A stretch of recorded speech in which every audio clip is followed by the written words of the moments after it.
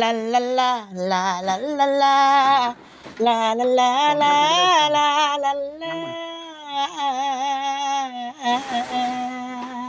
อิน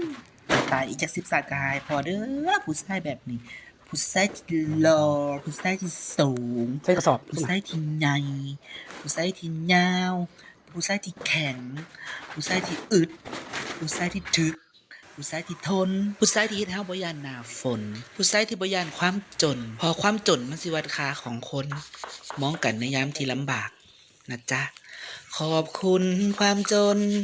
ที่ช่วยคัดคนจริงใจอ้ายคนเดียวบ่ทิ้งไปวันที่ใจน้องพายชะตาก็บ่มีอีหยังหลายก็มีแค่คำว่าขอบคุณขอบคุณขอบคุณและขอบคุณนะคะคุณชัดชัยรักนะคะฉันรักเขาฉันหลงเขาฉันอยากมีลูกกับเขาได้ไหมอ่ะ